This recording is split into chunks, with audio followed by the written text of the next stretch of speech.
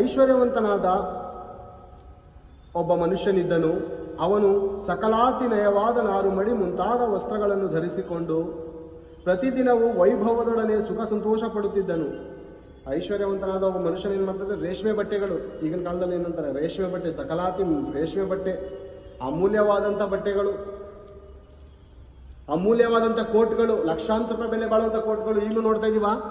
ಬಡವರ ಹಣವನ್ನು ದೋಚ್ಕೊಂಡು ಲಕ್ಷಾಂತರ ರೂಪಾಯಿ ಬೆಲೆ ಬಾಳುವಂಥ ಬಟ್ಟೆಗಳನ್ನು ಹಾಕ್ತಾ ಇದ್ದಾರೆ ಮನುಷ್ಯ. ಯಾಕೆ? ಭೂಮಿ ಮೇಲೆ ಎಷ್ಟೋ ಜನ ಬಟ್ಟೆಯೇ ಇಲ್ಲದೆ ಅರೆಬೆತ್ತಲೆಯಾಗಿ ಓಡಾಡ್ತಾ ಇದಾರಲ್ಲ,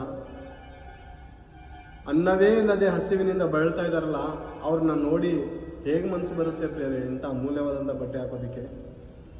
ಮನುಷ್ಯರ ಇವರು ಅಥವಾ ಮೃಗಗಳ? ಪ್ರಿಯರೇ, ಸ್ವಜಾತಿಯಾದ ಪ್ರಾಣಿಗಳು ಒಂದು ಆಹಾರ ಸಿಕ್ಕಿದ್ರೆ 3-4 ಜನ ಹಂಚ್ಕೊಂಡು ತಿಂತಾರೆ.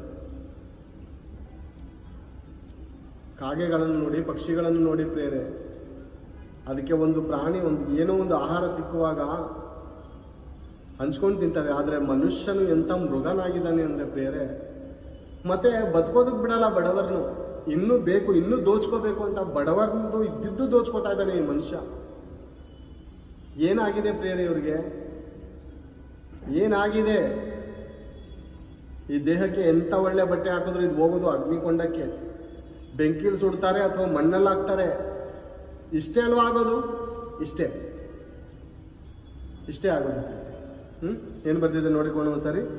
ಐಶ್ವರ್ಯವಂತನಾದ ಒಬ್ಬ ಮನುಷ್ಯನಿದ್ದನು. ಅವನು ಸಕಲಾತಿ ನಯವಾದ ನಾರುಮಡಿ ಮುಂತಾದ ವಸ್ತ್ರಗಳನ್ನು ಧರಿಸಿಕೊಂಡು ಪ್ರತಿದಿನವೂ ವೈಭವದೊಡನೆ ಸಂತೋಷ ಪಡುತ್ತ